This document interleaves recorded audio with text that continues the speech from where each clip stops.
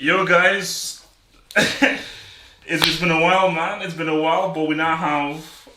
This is called a meal. So this is the first of a new series where we have a meal here. We have drinks. We have other meals and stuff that's going to be brought in. So we're just going to while we have different assortments of food, we're going to just chop it up and talk about football while we eat, man. So transfers, man. Boy. Can I just say that? Can we just all agree that this is already the greatest transfer window of all time? Yeah, hands down. There's not one that comes close. When you think of all the big names that have moved, that haven't moved, Yeah. they've all been in the storyline. So it's been a crazy summer. No, I mean, because it's like, if Mbappe had moved, like, let's just, let's just cut everything off. It's the best thing of all time. Because if he had made them, then like, okay, no, this is stupid. This is stupid. But I think what's made the summer even better is even like transfer stories like that where is he going to move, isn't he going to move? And then the fact that Real Madrid have been complaining about we haven't got money to compete with the Premier League, then all of a sudden you throw out 200 million bids for someone on a 1-year contract left. Madness. So, Madness. What is your thoughts on that in what PSG did? Because I have a theory, because I don't think that they are stupid in doing that. Because you're like, how the hell do you reject that amount of money when you know that this guy wants to go to Real Madrid and you could lose him for a free? But I have a theory. What's your theory of making sense of them rejecting 180 million when he could leave for a free? Yeah, ultimately business, what dictates the market is how much you're willing to, how much money you have essentially. Like if you're rich and money's not that much of an issue to you, then you don't really need that. What PSG's main priority is winning the Champions League. Yeah. Obviously winning titles, winning the league, winning everything domestically is good. Yeah. But they need to win the Champions League. They're not necessarily money driven like let's say an Arsenal were for the last 15 years where under Wenger it was about being able to pay off the money for the new stadium. But PSG is all about getting the Champions League, and right now with that team, as great as it is having Messi, which we'll talk about, obviously Neymar up front, to really complete that team you need like an out-and-out goal scorer, someone who's going to push teams in behind and score the goals, and for me that's Mbappe. And so no, but then okay, this is why the deal could not have been done deadline day. Now when they offered you this like by a week ago, or several days ago, because we're not going to get to Chelsea. I believe Chelsea rejected 120 for Haaland. Don't have the price, but obviously the price was 120. So you're saying that if let's say you take 180, okay, fair enough. Let's say you just say okay 180, they're going to give Monaco 30, 35. Yeah. For the whole thing, okay. That takes to what 170, 160, 150, 140, 150, like in that kind of region. It's crazy money. And it's crazy money, but still, you still because remember you have money yourself, so you already have the money you're going to get from Mbappe plus the money that you already have in your pocket. Because here's the thing, though. See, these guys are just thinking about brand. I know Mbappe is a goal scorer and so forth, but for me, you're not going to be playing Reims and Nantes and Le Croissant FC every single week. When you're not going up against Bayern Munich, against Man City, against Chelsea, and we know how difficult Chelsea are to break down. Yep. That whole thing of Mbappe as a striker ain't gonna work. You reckon it won't? No, because Mbappe is not a striker. See, that's how football is. All because you're a goal scorer doesn't mean that you can play the role of a striker. Yeah. Salah is an amazing goal scorer. Does Salah score the same amount of goals if he was striker for the whole season? No, it doesn't. Doesn't, because how he gets his goals is cutting in from the outside and getting those angles. If you're a striker, you have to occupy. Because let's say most guys they play with a 3. Yeah. Striker, right forward, left forward. You can't have 2 right forwards. You always have to have a guy in front because no, you're taking my position now. So my thing is that if you move Salah as a striker, he may want to go out wide, but no, you can't keep going out wide. Sometimes, but you have to. Your hitman has to be within this area.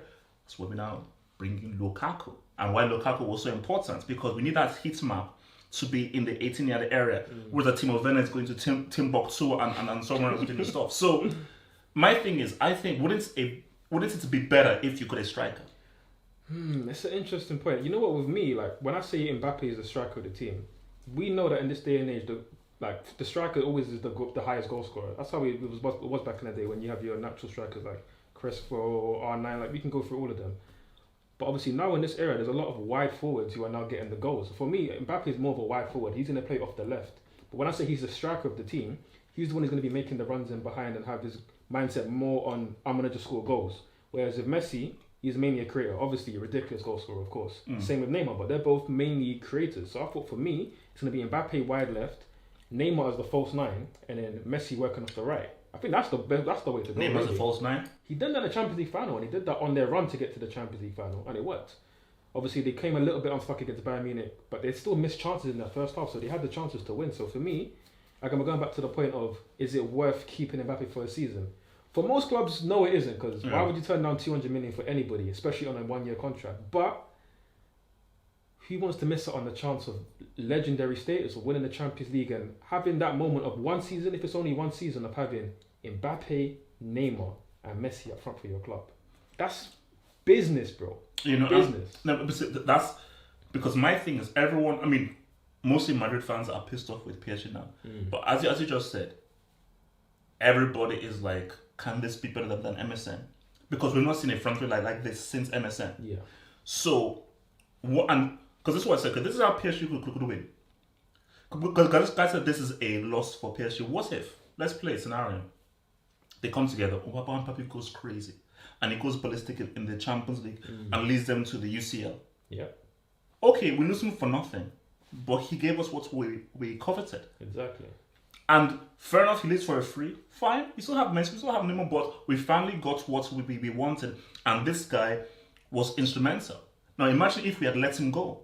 Would we have won the UCL? And that's the key thing, because look at the replacements that were targeted in the window. They were looking at players like Richarlison, good player, but not at that level to be playing on starting for a team like PSG. Wait, you say good. To be honest, I don't really rate him that highly. To be honest, Guy's from the road. Just say he's from the road. The guy's from the road. The guy's classic. He was targeted going to Barcelona a few years ago for 80 million. That would have been another horror signing for Barcelona, which we're gonna get. We're gonna get to Luke De Jong. We're gonna get to. I just think for me, and then there was even rumours of maybe CR7 replacing Mbappe, but I feel like you just need a bit more legs there, because don't get me wrong, these signings are amazing.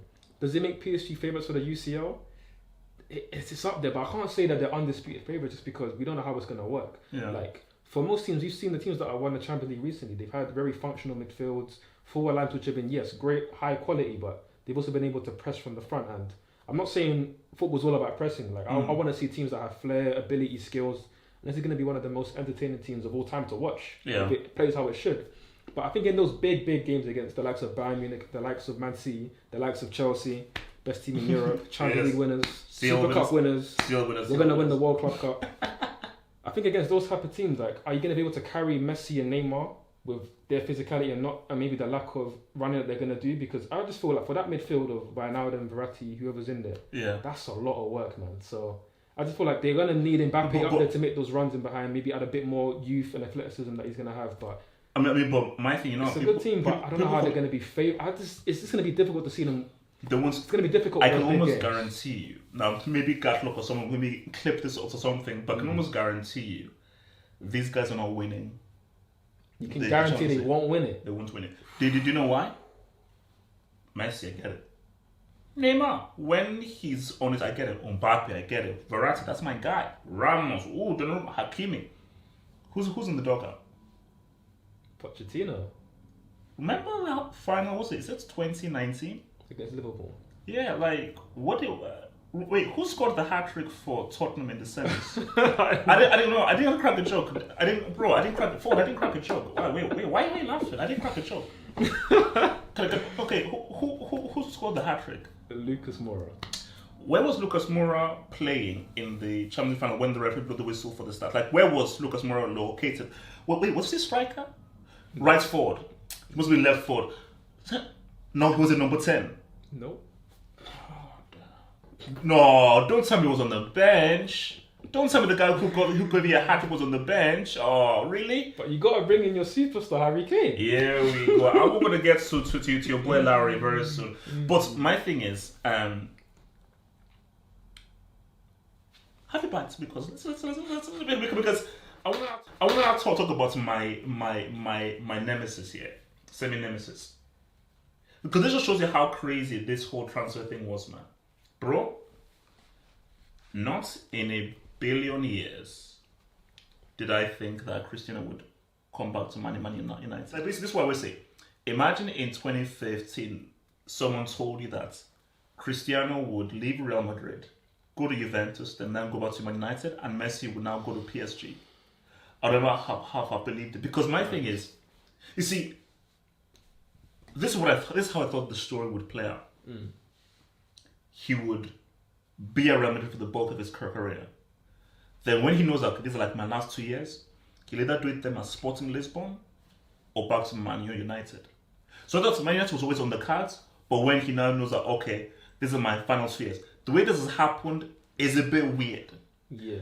And if we peep deeper,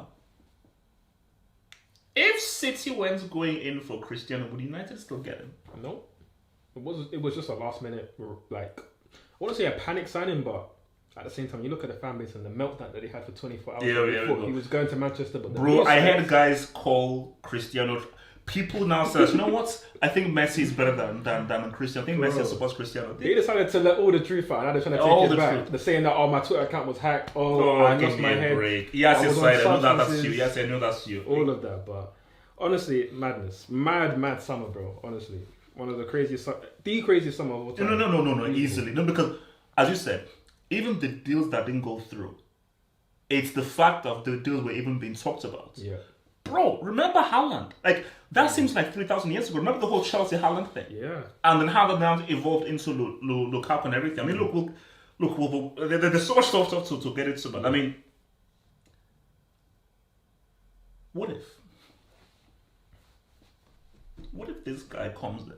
See, because this is why, people say, like, why do you hate Man United so much? And I tell the story, but I'll tell the story again. I hated Man United before I actually followed Chelsea. Because my big brother was a United fan, and he was a big Cantona fan. And anything my brother did, I always wanted to do opposites. Like, I like Man United, and I always wanted. So I actually hated them before I followed Chelsea. So I've hated United for so long. And again, because I'm older than a lot of guys here, I remember the Fergie era of where these guys won everything. I was like, why did these guys win everything? So my thing is that United suffering, it's great. It feels so good. Now, obviously, if you're like 18 or 19, you're like, you don't know what it felt like when United used to win everything. So my thing is that these guys must suffer. Now, Cristiano isn't a guy that's I'm going to come here for sentimentality. See, Cristiano, he's a bit weird because he's obsessed with competing. And I do believe that there's something... If Messi stayed at Barca, he stays at Juventus. The moment he saw Messi move to PSG, he's like, oh my God, this is a big power move. I need to make him move somewhere to now give me the best chance because he doesn't want him to equal him for UCLs. Yeah. Pogba, Bruno, Sancho, Greenwood is a very... Greenwood? People say I hate United and so forth. Greenwood is a player. Yes. And ever since... Because for me, I'm one of those guys. This is why I always love the Us. If you're ambidextrous, right foot, left foot, that's dangerous. Wait. Who? Who did you say? Ousmane Dembele. The Us. You mean the Moose?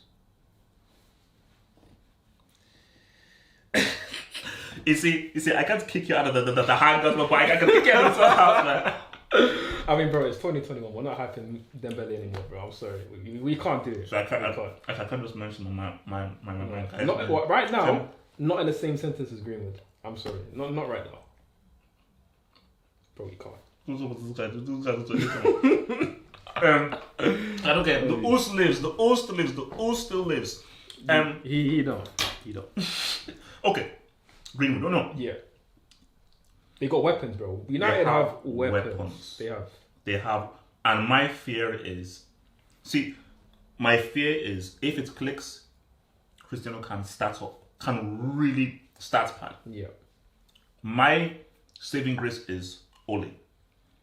Like, that's my guy. And the will I say, because my thing is that Ole is one of those guys where I don't think he can... When Ole against... But see, you say this. I was about to say, okay, Ole against Carlo, Ole against Tuchel. He beats Pep how many times? Like 3 times that one season? Yeah. Without Sancho, without Cristiano, and without Greenwood playing this way. So my thing is, are United now a threat with Cristiano? It's a loaded question. I mean, first and foremost, with the signing of Cristiano Ronaldo, it's massive. It's massive for the Premier League. It's massive for Man United. It's it's massive for any neutral fan. Like even anyone, like, even fans of rivals. Like even for myself, I'm like Ronaldo's back in the league. That's big news. But and even to your point, he's so driven by the ideas of winning trophies. Like you mapped up how you thought his career could go, maybe going to a sport in Lisbon, or maybe you can imagine like the monetary value of going to the MLS. Like imagine Cristiano in the MLS, they'll big him up massive. Like he could be as big, if not bigger, than guys like LeBron James, the NFL dudes, Tom Brady. Like, he could be as big as those guys easily, but he's still so driven. He's still so driven, and the hunger is there, and the desire is there to win trophies at the highest level. So he thought, you know what, where can I do that? Because at Juventus, I'll give it to him. In the Champions League games that mattered, he actually did perform. Like we can see, is that the decline is there. I think everybody who watches football knows that he's not quite the same guy he was 4 or 5 years ago, but he still turns up in those big games. But with Juventus, there's been so much that hasn't worked there with obviously Sarri at manager and Pirlo at manager, that he was never really close to winning the Champions League there. And then obviously in the league, they ended up losing to Inter Milan and Lukaku. We're going to get to Lukaku. He's decided, you know what, I'm going to go to Man United, because as much as maybe you can say the manager's there and obviously they haven't won many trophies recently, there's still so much attacking talent there. And you've got players like obviously Bruno, Sancho, Rashford when he comes back from injury, Greenwood, Cavani, Pogba. If you're Cristiano Ronaldo and you want somebody to be creating chances for you at this age, one of your first picks in the world is Paul Pogba. Especially in this one that we've seen for the last, since the Euros, even since he came back from, I think, COVID at the start of last season. His form's been amazing. So no, because I always, that was the whole point of why you were trying to get Pogba. Because I was like, man, if you have a Pogba delivery service to Cristiano, nuts, bro, scary. I mean, you saw that first game against Leeds. Like, when you give this guy space and you have runners in behind with pace, you have good movement, you will kill teams. No, but my thing is that what United have never had is, because the thing with Cristiano is that even if, like, the issue is, okay, he's so old, he's 37, he's 30, he's happily cope. But my thing is that you never lose this. Yeah. You may lose these and so forth, but you never lose this. This actually grows in age. See, this decreases in age. This increases in age. So my thing is, his movements of, I know where the ball is going to be, and I know when to time my run and so forth to be in the right place at the right time. I've never seen a guy with movements as good as Cristiano. So if Pogba, even if he doesn't have space, just put in a good ball in there. Yeah. This guy. So my thing is, if this somehow works out, I'm sorry, United, they could potentially be a threat. No, they are a threat. I think you have to say that they are a threat. Like, no, because before the Cristiano thing, I was like 3-horse race. Chelsea team is popping off. City, it is what it is. You know, even if that's, you know, what's called cut rate to David Beckham. Look with that. Liverpool, they got their big boys back. They got them all back. They didn't make any good signings, but they got Klopp as a manager. Van Dijk's back. They didn't make any attacking signings, which is unfortunate. And that's going to be their downfall in the end, in my opinion. If they don't have any key injuries, and if El Dio shows up rather than poor hairline Sadio Mane. Yeah. See, if El Dio shows up, Liverpool can win this league. Well, I mean, the Mane that had his hairline back here was actually balling, but somehow raised up a few yards, and now he's lost his football. You need to have that trash hairline again. But with Ronaldo again, massive signing for the Premier League. I mean, just imagine like his first interviews, his first goals, the first time he scores a big goal in a winning game. Like, it's going to be massive.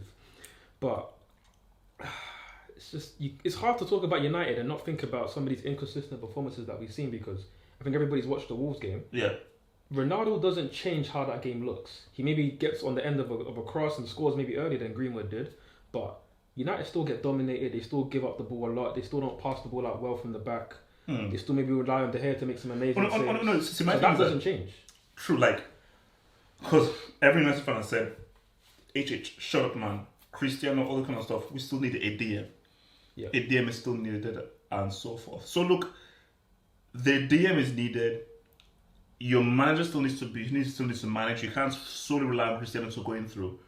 But United before Cristiano, I didn't put them as title contenders. Even with Sancho and Varane.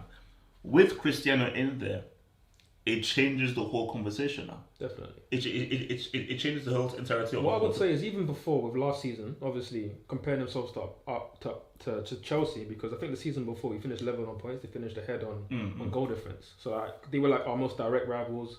We have history of obviously winning the titles and we're trying to get back up there. Even when I compared ourselves to them after even winning the Champions League, I always said that United had better attacking talent. They had more goals in their team. Yeah. With the likes of Greenwood, Rashford, Bruno, Cavani up front, Pogba can chip in with a few as well. Whereas with us, obviously, Bernard, Pulisic, we'll get there. Obviously, a great team, just not great individual talents up front. Obviously, now we've added to that with Lukaku. But now with United, we already knew that they had the firepower. And that's not necessarily what they needed. They needed a DM and generally just a better manager to coach this team to actually play better football because Southampton, Wolves, inconsistent. But now when you add Ronaldo into that, like he's going to be able to give you that extra bit in those big games because the doubt with Oli is that in big games he's folded. Yes, he's got a good record against Pep, against Klopp. He's had these wins. But in the biggest stages, he's flopped. Yeah. In the Europa League final, he flopped. At times, they started that season off in the Champions League, and they got moved down by losing to Leipzig and PSG, who went through. And then you go and lose to Good Evening in the final. Bro, like on penalties, like that can't happen. And with Ronaldo, maybe he gives them that extra edge. Where even Oli's tactics are going to flop in those big games. Maybe he can give them that extra edge and win those games. But it's going to be interesting, man.